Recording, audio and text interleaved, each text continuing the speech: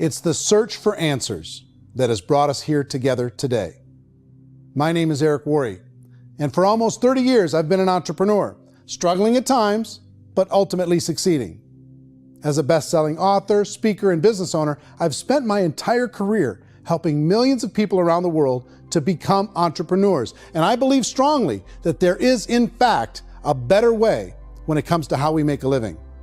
The career landscape has changed dramatically, and many are still working in a model that is completely out of date.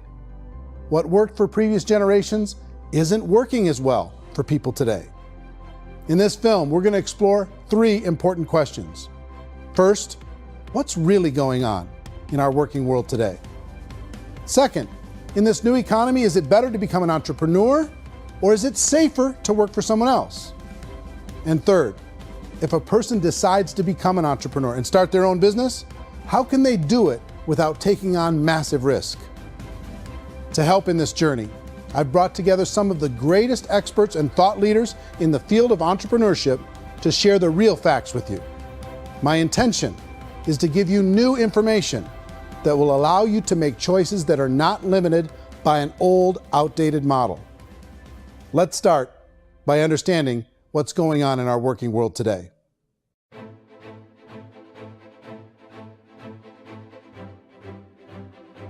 Let's look at unemployment. 30–40% of the people are honestly not working, but would be working. What our government does is if you haven't found a job in 6 months, we don't call you unemployed. We pretend you dropped out of the labor force. I've often said that unemployment, particularly structural unemployment, that's unemployment due to technological changes, is the first sign of economic growth. Think of it, 10 people live on an island. They go out every day and fish. One day, new technology shows up. A missionary brings them a net. Now, using the net, one pilots the boat, one throws the net. 2 fishermen can do all the work 10 used to. That's a 500% increase in productivity, 2 doing the work of 10, in one day. You don't have to learn a lot to learn how to throw a net instead of throw a fishing line. The island's got a big problem, 80% unemployment. But the island still has all the wealth of the fish because the 2 people produce as much fish as 10 did. Now, of course, looking back in history, these changes used to take thousands of years. And during that time, we went into farming and transportation. Some of us became doctors and some teachers and lawyers, and we developed all these new professions and new manufacturing jobs.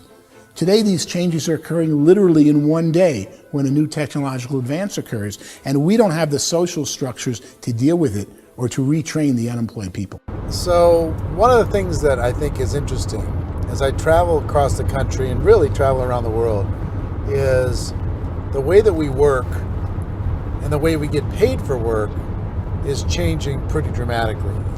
On a global basis, everything is being turned upside down because of the rapidly advancing technologies.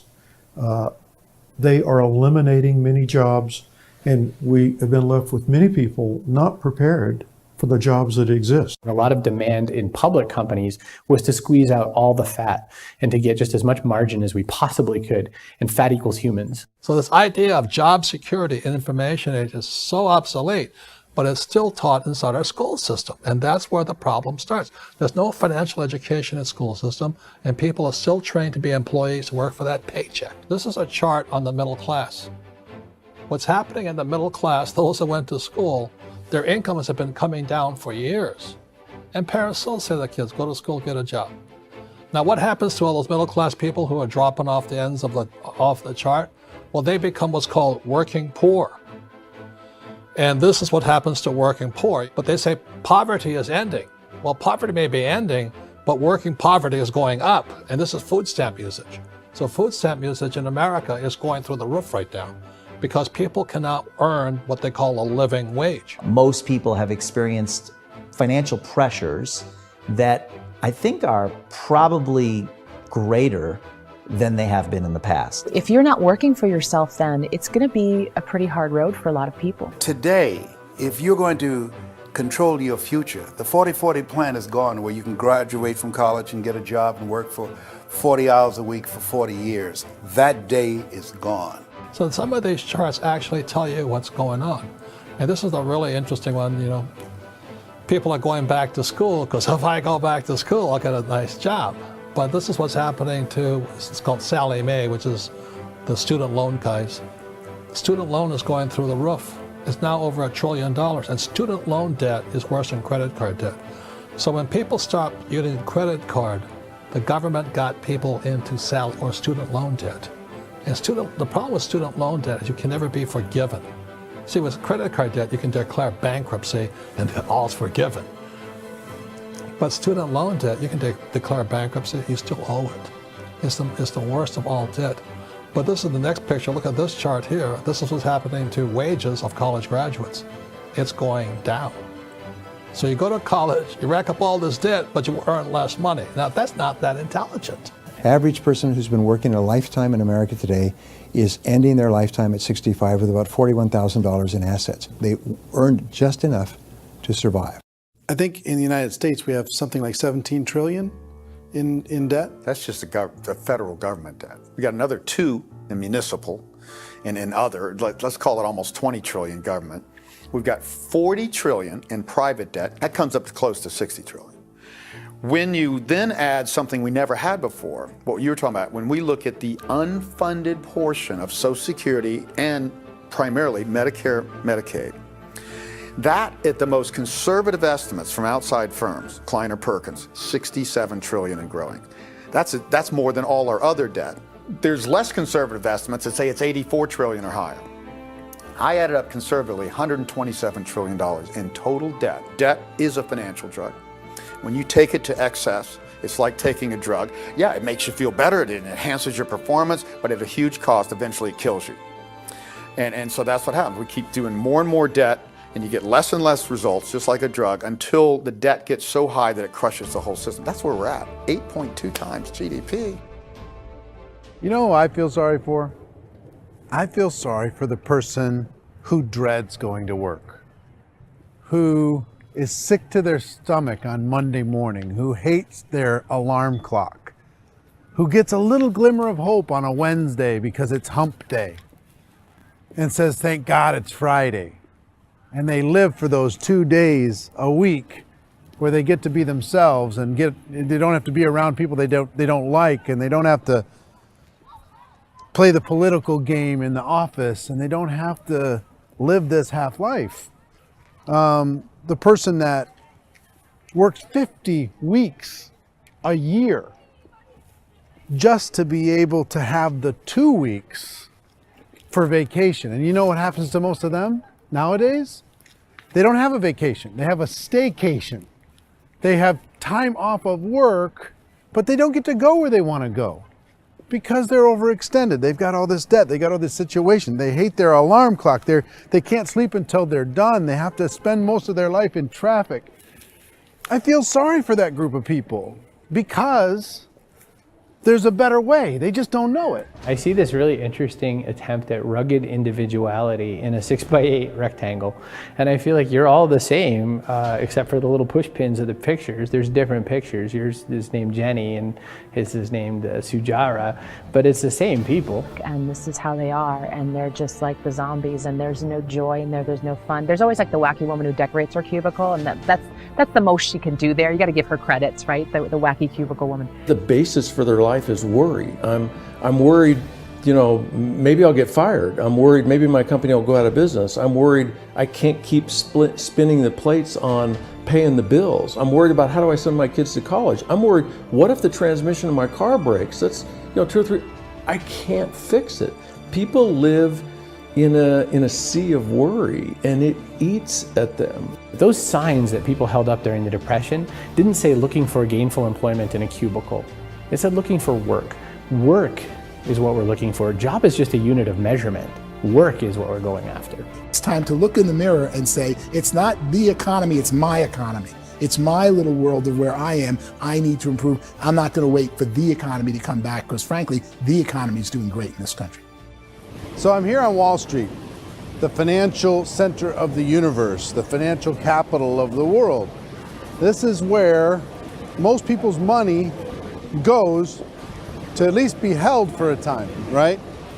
With interest rates in banks being effectively zero, and many experts are predicting it's going to stay at zero for the next 10, 20, even 30 years, people feel like they don't have any choice but to put their future into equities, to put their future into the hands of other people on this stock market, and hope that the stock market goes up, hope that the stocks that their advisors pick or that they pick goes up. That's one way to go, I guess.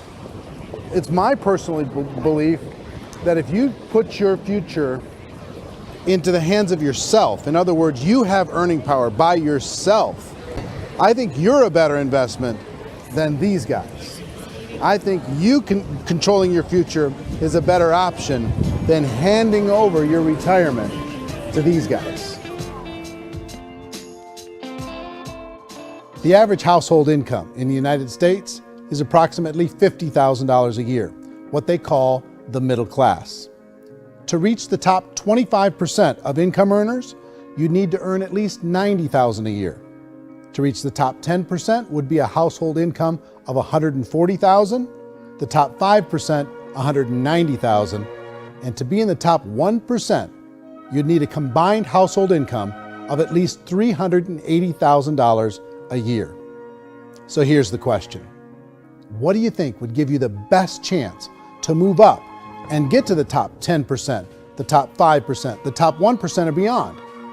In my opinion, and in the opinion of many, many experts, the answer is to become an entrepreneur, to become your own boss.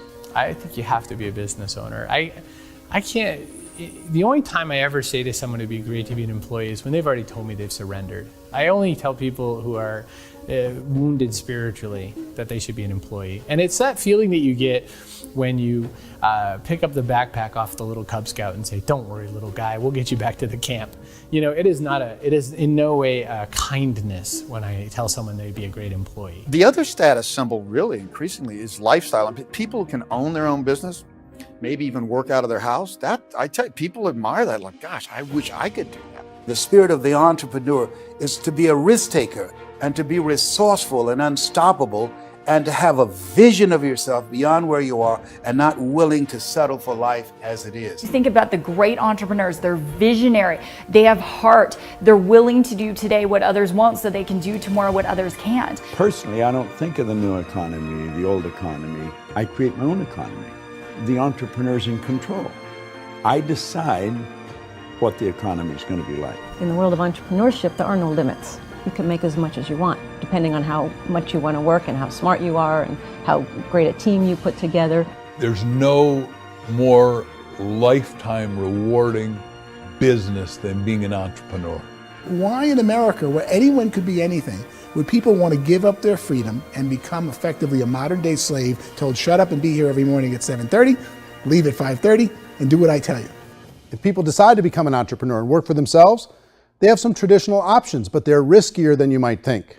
Any kind of a retail business, retail build-outs is extremely expensive. Even just these small little yogurt stores where they're putting little yogurt machines and you get all the different flavors, you're spending $200,000, $300,000, $400,000 to open a yogurt shop. I would love to buy a Dunkin' Donuts, but it's $500,000 or so to start. I don't quite have that just in case money. Risking lose it all, and most guys do 2 or 3 times, and even big guys like Branson, because I'm such a fan of his, half his companies don't work. If you make $1 million, your problems are going to go. If you make $1 billion, your problems are really going to go. Just the opposite. You and I know when you're making $1 million, you got $1 million responsibilities. You make $1 billion, you got 1,000 times $1 million responsibilities. And most people say, I'd love to be my own boss. 70% of Americans would love to be their own boss, according to recent polls. But they don't know how to get there. Because what are you going to do? One, you could buy an existing business. If somebody's selling an existing business, you have to ask why. Usually because it's probably hard. It's probably not making as much money as they hope. 2, they could buy a franchise. A little less risk, proven system, but it's expensive to be able to do that. 3, they could start something from scratch. And that's where a lot of people feel like, I don't have the chops to do it. I don't have the money. I don't have the product idea. I don't have the expertise. I don't have whatever it's going to take to be able to get there, and I can't risk my family to do it. So, 4th, they could become an investor. A lot of people in this town invest to try and figure out a way, but you got to be pretty smart with that game too, right? Venture capitalists, who are the very best and most sophisticated in investing in new breakthrough businesses, make it on 1 out of 11. That means 10 out of 11 are mediocre or fail. Most of them fail. That's the risk there. An angel investor is lucky to get 1 out of 15 or 20. A business is a team sport. Like, I have to have accountants, I have to have engineers, I have to have systems designers, I have to have sales, marketing, I have to have accounting, I have to have mission statements, I have to have legal and all that. The average Joe Schmo, even me, I go out there, I don't have the skills to put a business together. I think the bottom line for the 4 traditional options is they take money, sometimes a lot of it. They take expertise, and they take time. All of that adds up to just too much risk for most people. I bought a business from somebody else and it was a lot of work. And you start wondering, what did I just buy? Because I guess ultimately I own your email list and I just overpaid for it. People that start their own business, they spend a lot of money, they spend a lot of time, a lot of effort to get things started. And the more you invest on the upfront, the harder you typically work at it. I can tell you what the success rate is of a restaurant. What is it? They're crazy enough. About 90% of them fail. About 90%, in how quickly? Year less. Wow. And if we're talking non-franchise, we're talking franchise, Sure. That's totally different. Yeah. But our students aren't getting franchise restaurants. You got to invest the big money. Exactly. And with someone like McDonald's, you've had to work with the company for a long period of time, really know the To even have a inside chance at investing $1 business. million. Have a chance, and it's a slim chance. What if there was a way that you had all the proven aspects, the comfort aspects, and you could still control your own life? What if there was both? In other words, you didn't have to create everything from scratch. You didn't have to be a super leader. All you had to do, what if there was a proven product already? You didn't have to create the product. And there's a proven system already, proven training already. Everything except an employer. That was the only thing that you didn't have. Do you think more people would be open to working for themselves in that environment?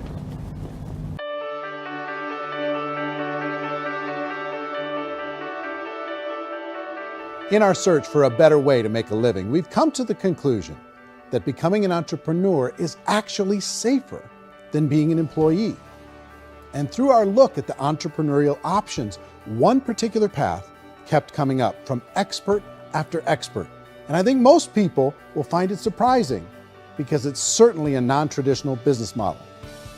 That model is for people to start their own business and become an entrepreneur through the creation of a network marketing business. Some people call it direct selling because the product is being sold directly from the manufacturer to the end consumer, cutting out the middlemen. Other people call it multi-level marketing, or MLM, because there are multiple levels of commissions paid. The most common term today is network marketing, because network marketing best describes using a large group of independent distributors, independent entrepreneurs, to move a product or service more efficiently. So my friend here, Donald Trump, and I, we always write about the network marketing industry. And the reason we support the network marketing industry is because it really is a business school for entrepreneurs. Because most people come out of school looking for a paycheck. Oh, that's terrible. I went to network marketing like that. I think if it didn't exist, we should invent it. It is that good. I think direct selling is a great way to do business today. It's very easy to get into that industry, and you can be self-employed, be in effect an entrepreneur. When we see multi-billionaires adding network marketing companies to their portfolio of companies, that would be a clue. When we see people who are very famous authors and very famous business people endorsing the industry, that would be a clue. These network marketing companies aren't $50 million companies, they're billions and billions of dollars. They lead the stock market, they're major companies. When we're going to get it? You know, and you're going to school to work for a paycheck, but if you want to be rich, be an entrepreneur, and network marketing gives you the spirit to be an entrepreneur. A traditional company will spend up to 50% of their total revenue on marketing. Network marketing companies use a different approach. Instead of having all that extensive marketing expense, they utilize a network of independent distributors to do the marketing for them. Now, why do they do this? First, because word-of-mouth advertising is so much more effective today than traditional media advertising. Second, some products need to be explained or demonstrated and an independent salesperson can do that more effectively than an ad campaign. Third, it's completely efficient. The company only pays for the marketing of their product if a sale happens and not before. Imagine if Amazon allowed you to become an independent distributor and paid out 40% of its revenue to that distributor group. All you had to do as a distributor was recommend a product, and if a person bought it on Amazon, Amazon would take care of all the logistics and you'd get paid for bringing the customer. Now imagine you got paid for every purchase that customer made for the rest of their lives. Well, Amazon doesn't offer this option, but network marketing companies do. 85% of all buying decisions in our society are made as a result of word of mouth or reputation. We're recommending things to each other all the time. You know, who's your dentist? Who's your doctor? Who's your lawyer? What detergent, are you using? What legal system are you using? What product are you using? We're talking to each other about the things that we love anyway. When you go into a big box retailer, you're lucky if the clerk looks you in the eye, much less gives you any detailed or accurate information about what you're purchasing.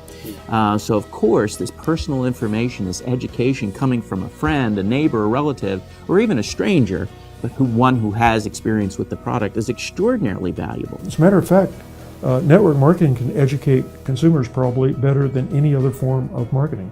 It certainly can do better than advertising, because advertising usually has a certain hype to it and you can only get limited information. So, network marketing trumps advertising. If you were a typical sales company and you wanted to sell $1 million a month worth of product, you might go find 100 superstar salespeople. The quota would be $10,000 a month. So network marketing as a distribution system just flips the numbers.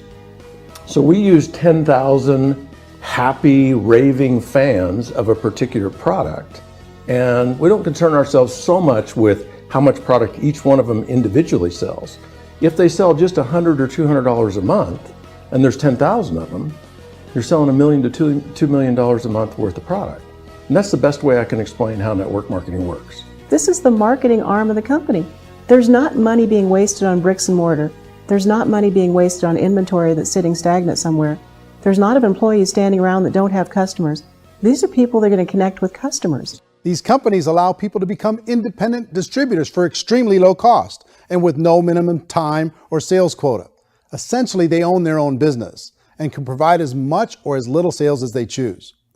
In other words, the distributor gets all the benefits of traditional business ownership without the risk. The advantage of network marketing is the ease of entry, the low risk, and the low startup cost, because almost everything else has very high risk. You can get in for a minimal investment. You're buying into a system that's already been proven, products or services that have been proven to work. The keys to network marketing is providing an opportunity for the masses to get involved, providing an opportunity for the average person who doesn't have the resources to start their own business. All of this so far is fairly straightforward, but network marketing offers another benefit, and it's this benefit that makes it so interesting for entrepreneurs.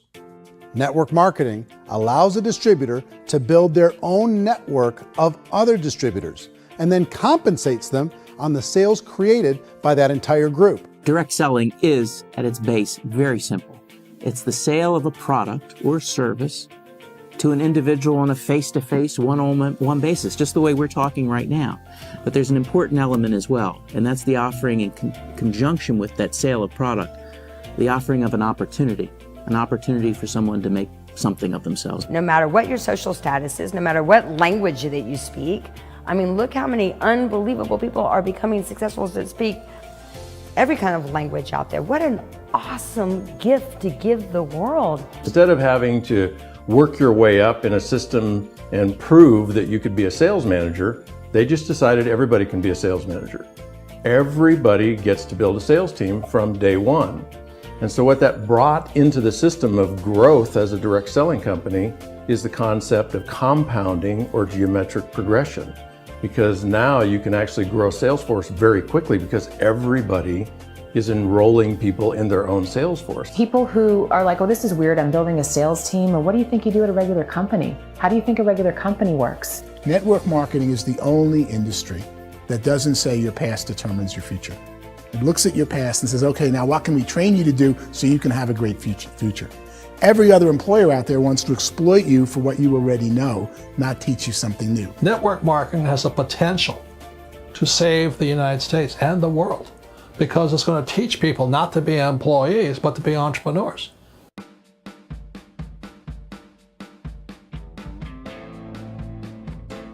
According to the Direct Selling Association, if you add up all the network marketing companies around the world, they combine to do over $178 billion a year in retail sales.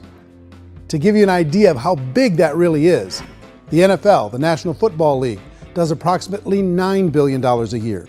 The music industry does a little more than $16 billion a year, and the movie industry does about $80 billion a year. Using a conservative average, network marketing companies pay their distributors about 40% of that $178 billion in the form of commissions, which adds up to more than $71 billion a year. That's almost $6 billion a month. It's almost $200 million in commissions every single day. So it's certainly working, and people are making serious money in network marketing. With the growth of the direct selling industry over the last 10, 15, 20 years, we've seen a broader understanding of the channel. We have seen more and more people getting involved in the business, so our penetration in the marketplace has increased, and thus the understanding in the marketplace of who we are has increased. And we've seen non-direct selling companies look at the direct selling model and say, something's going on there. People are making money. Companies are being profitable, individuals are being motivated, product is being delivered to market. Maybe we should explore this. Some people think only the people at the top make money. Well, let's take a look at that as well. In the network marketing profession, there are roughly 500 people in the world who earn over $1 million a year. If you round that number up to $2 million a year, that adds up to about $1 billion a year. That takes the $71 billion paid out each year down to $70 billion. So where does the rest of the money go? The vast majority goes to part-time people making anywhere from a few $100s a month to many thousands of dollars a month. It goes to people who choose to make it a full-time career move and earning even more than that. Every day, people are using the money they earn through network marketing to pay off debt, have more fun, and improve the quality of their lives. Everyone I know in network marketing has been doing that since the 50s. They go to work when they want to go to work. They stop working when they want to take time with their children to have a leisurely breakfast and discuss issues and drive them to school. They go back to work when they get home, wherever they're working out of. The biggest thing that I've seen is people that have become much happier in their life. MLM has probably made more millionaires of more people in more countries, and I've spoken to them in 67 countries than any other single form of business, starting from nothing. If they have a choice between working a job for the next 10 years or working a network marketing business for the next 10 years, the result of working the network marketing business will be better. A lot of people within the industry go on and make this a career and do extremely well at it. Network marketing has been nothing but good for everyone I know that's been involved with it because they did it seriously and they played full out and they've been very successful. It's been a constant barrage of success stories and people showing off stuff that they got as a result of it. How many people are involved? Approximately 16 million Americans and 96 million people around the world are currently participating in network marketing. And in a recent poll, 82% of those people report a good, very good, or excellent experience with network marketing. So people are happy.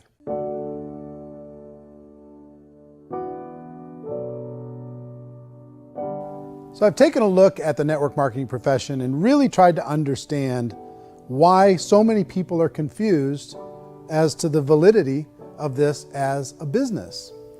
One is this pyramid shape. People get really messed up with this pyramid. Oh, it's one of those pyramid things. So I just think there are a lot of haters out there who really don't understand the industry and say, oh, it's a get-rich-quick scheme. It's a pyramid. Well, corporate America is a pyramid scheme. You know what I mean? It goes like this. You have thousands of MBAs, let's say working for Ford or General Motors or Coca-Cola. If all these MBAs, they're all trying to get to here, that's a pyramid. Only one guy's going to make it. Every 10 years, one's going to make it. Whereas you look at network marketing, it's like this. So you're here, and your job is to develop other CEOs coming up behind you. So it's an inverse pyramid. In network marketing, it's a very simple concept. If you sell product, you get paid. It is paid based on production. There is no first mover's advantage. There is no investment component where the more somebody spends, the more they're entitled to make. So the two are polar opposites of each other. Doesn't matter what shape the company is or the compensation plan is shaped, whether it's a circle or a pyramid or a triangle or a trapezoid, it doesn't matter. If compensation is coming primarily from recruitment, then you've got a problem. On the other hand, if an operation is basing their compensation to participants on the basis of sales, even when those sales are generated by people you've recruited, well, then you're a perfectly legitimate enterprise. That's the legal test, it's the practical test. Another issue that's been true in the past that is no longer true now is people used to be in network marketing loaded up with products that they couldn't sell, and they ended up a loser. They ended up with a bunch of product in their garage, they ended up a bunch of products sitting in their kitchen shelves or whatever, and they thought they could sell it, and then they weren't willing to or able to sell it, and they ended up with a bunch of stuff, and they were bitter about it. There was this thing called front loading where you had to buy, like, well, if you bought $25,000 worth of product, you got better commissions and all this. Today, it's almost all done by computer. It's direct mail, comes from a warehouse somewhere else. You don't have to have all this inventory. You don't have to stock up. It's a paperless world now. Most of it's done online. You have a back office. It really works. And I mean, the technology has changed everything. Third issue is people start talking about 99% of people in network marketing don't make any money. Well, we've talked about that over the course of this journey together. Almost $200 million a day is being paid out to network marketing distributors around the world. The naysayers, the people who say that it doesn't work, are usually the ones who just don't know how to make it work for themselves. And so they're giving you an opinion, and I tell people, don't confuse people's opinions with expertise, because opinions are free. And don't confuse sincerity with the truth, because people can be sincerely wrong. But here's the reality inside of network marketing. The vast majority of people that get involved in network marketing just become customers, and they get involved to be able to purchase product at a lower price. If you take Costco as an example, if a person goes into Costco and gets a membership to Costco so they can get a lower price on the product, we don't call that person a loser because they have a bunch of product that they walked out with a smile on their face. Yet when some people want to take a look at network marketing, they say, well, those people, they're just using the product and they aren't earning an income, so they must be a loser. They're not a loser, they're a happy customer. That's the vast majority of people that are involved in network marketing. Now, a smaller percentage of those people decide to go build a business. They earn $300 a month, $500 a month, $1,000, $2,000. That's the bulk of earnings in network marketing. And then there's the few that really decide to take it serious, really decide to build a large network, really work to make that network very, very productive. And those people make huge amounts of money, and there's no cap. What I do as an outside economist, just somebody looking at this industry like any other industry I speak and say, look, what's the realities of this? 1% do incredibly well. 10% generate some additional income at pretty low risk and effort. That's not, and 90% of people roughly end up customers. One thing that I think is real when it comes to people's perceptions about network marketing is people put this, and distributors, I think, involved in network marketing have some responsibility for this. They have sometimes unrealistic claims about the product or about the income. Most people who become distributors, they want the money, they want to be successful, but they don't have the skills. They don't know what to do. And when people don't know what to do and they're in a new business, they're scared. And when they're scared, they panic and desperation kind of sets in. So they think everyone they talk to has to get in. So if I talk to you and you say, well, no, I don't have time to do that, they're like, no, I need you. You have to do this or I won't be successful. So I start clawing on you. I start that desperation. So then I start making claims about the product, which are not appropriate, probably not even true. Or I start saying, oh, let me show you how you can make all this money and you don't have to do anything, Eric. And so you just totally misrepresent the opportunity, and you're clingy with people because you think you need everybody to be successful. and you don't. You know, one of the messages that I try to deliver most forcefully to companies as well as salespeople in direct selling is that you don't have to overpromise. The reality is in network marketing, there's a lot of hard work involved. There's a lot of effort. You're going to have to develop yourself. It's a business like anything else. It's going to take some time, but in my opinion, it's better.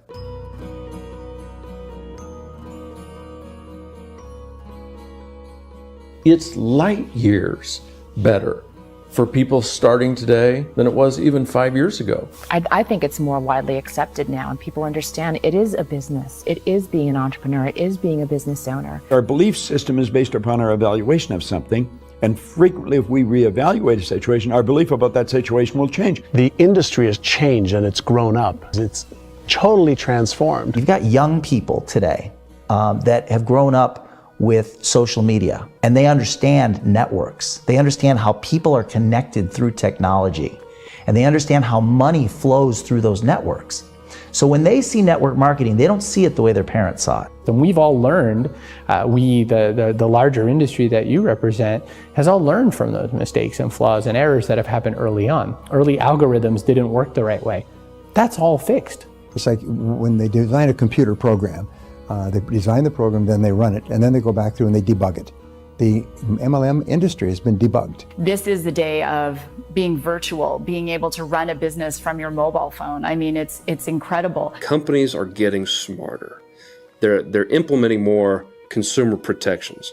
They're implementing more compliance training. They're doing more with respect to product research. If you do get involved and you make purchases of inventory, even on a voluntary basis, if you decide that this business is not for you, you can leave and have that inventory repurchased by the company. There's no other business that offers that kind of protection on a voluntary, self-regulatory basis.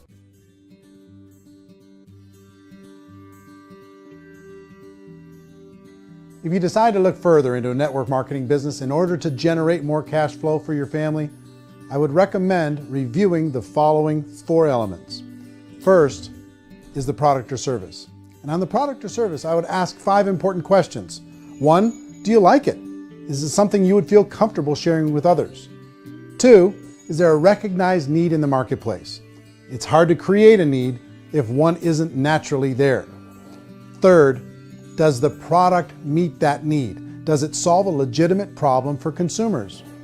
And 4th, is it priced to sell? Can it compete in the marketplace? And 5th, is it priced for profit? Is there enough margin for the company and the distributor to be able to generate income for the long term? If you can answer the questions on the product to your satisfaction, the next element to consider is the company itself. Is it well run? Do you believe in the founders or the management team? Do you feel they have what it takes to go all the way? See, it doesn't matter how good the product is if the management can't take care of the company. Good management can change with the times. They can handle adversity. They can make good decisions. Make sure you choose a company that can serve you for a long time. The 3rd element to consider is the compensation plan. And with that, there are 3 important things to look at. First, a brand new person needs to be able to generate some money fairly quickly. It may be an obvious reason, but you can probably imagine the ripple effect of a distributor getting involved and having even a small victory fast. That can only help with the overall success of the organization. Second, a person should be able to develop a moderate part-time income in a reasonable period of time. As they develop their network and as their sales grow, they should be able to enjoy more benefits. And third, for the people who are really serious, for those who decide to really go pro in the network marketing profession, there should be the possibility to make a serious full-time income if they work hard and are committed to developing their skills. If you're comfortable with the product, the company, and the compensation plan, the last thing you should look at is the support that will be made available to you. Does the company have a website? Does it have a solid online reporting tool? Do they have comprehensive training available? Do they host events to help you build your business? If you decide to do this, what kind of a support system can you plug into? Choosing a network marketing company is a personal decision. But evaluating the 4 elements of product, company, compensation plan, and support is a great place to start. Is the company promising that you're going to get rich quick or that you can make a lot of money without a lot of effort? That's a red flag. Is there a product that you really believe in that you think can be sold? Or are you being told by salespeople or the person who's trying to recruit you or by the company itself that don't worry about the product, all you have to do is recruit other people into the business? Red flag, warning sign. If you're hearing that, take a second or even a third look. Get to know the customers, the products, the business, have some success, and see where the opportunities might take you to move up in the organization. You want to find out, how concerned are they about my education, my training, and my development? Is there a space for me to grow? Most important question. Learn everything that you can about the product. Make sure it's something that you believe in, and learn everything you can about the industry and work that system. You have to be very passionate about whatever that company is doing. I would get involved. You can always test drive anything, you know, the product, the service, the community, and then lean into it a bit. If it feels good, then lean into it a lot. Behind me is the Lincoln Memorial. And this is a place where Martin Luther King Jr. had his famous "I Have a Dream" speech.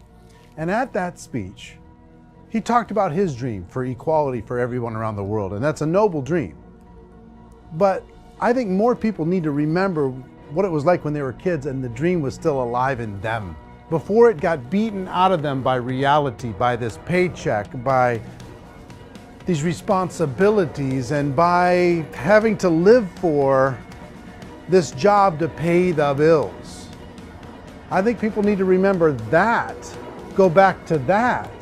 Once they know that there's a better way, I think their future is going to be much brighter. They can live a better life.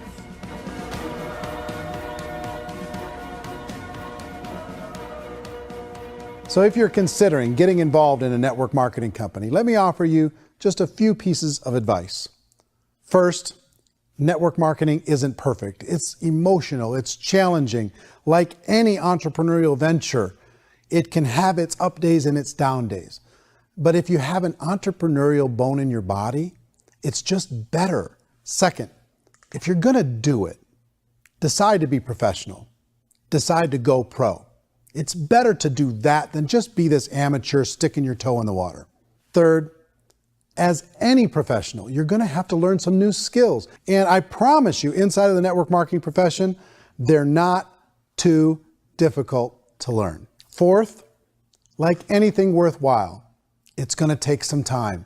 Don't expect that you're gonna get to the finish line right out of the gate. And fifth, it's worth it. It's worth it to be able to take charge of your life again. It's worth it to be able to control your own financial situation. It's worth it for the people you're going to be able to spend time with. It's worth it for the things you're going to be able to see and the experiences you're going to be able to experience.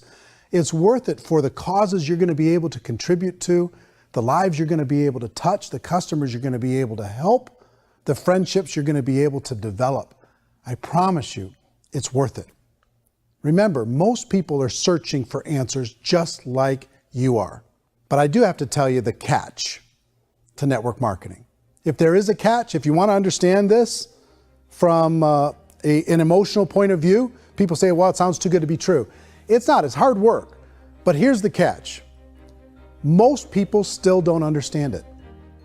So you're going to have to endure the loss of social esteem from ignorant people. The uneducated will think less of you. Now, if you can handle that, you're on your way. If that's going to destroy you, you know what? Entrepreneurship in general probably isn't in your future. If you can face that catch, you can become unstoppable. I want everyone to really contemplate this if they're not in network marketing.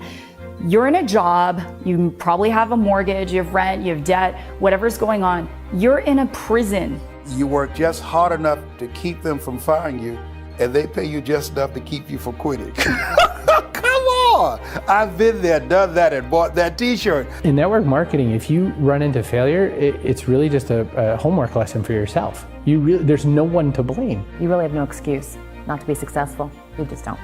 People don't want to hear that, but there's so much available to you. If you want to be a good network marketer, be a student to the people above you, be a fellow traveler to the people on the same level, and be a teacher to those below, and know when it's appropriate to do which. People who are not afraid of asking people to buy things or not afraid of persuading people with a chance they may say no. These people own the future. Nothing happens until something moves. So you got to go move, you got to go do something, or nothing's going to change in your life. In the beginning, you're going to do a lot of things that you don't get paid for. But as you go down the road, you get paid for a lot of things that you don't do. And your job is rehabilitate the spirit, the entrepreneur spirit in all of us. You get it back. Either give it a strong yes or a strong no, but no wishy-washy, dilly-dally stuff in the middle. There's dreams and there are nightmares, but I believe that the biggest nightmare of all is when you don't pursue your dream. You're going to see some monumental growth in this profession. It's an exciting, exciting time to be involved with the network marketing profession. The next 10 years, I see just exponential growth. When that tipping point comes, it's not a matter of asking somebody, have you ever heard about network marketing? You're really asking them, which company are you building your wealth in? We are here to fix the world, to improve relationships with other people, to improve other lives. And the real reward comes as an entrepreneur in any level from teaching somebody something and watching them soar. There is no greater reward.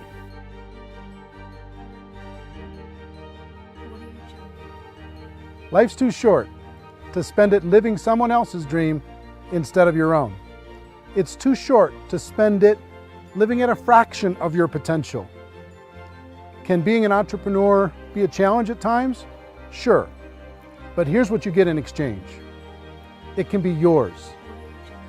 Something that you built, something that you created, something that you made happen. This balloon represents your dream. It represents entrepreneurship. My wish for all of you is that you would reach out and grab it. The choice is up to you.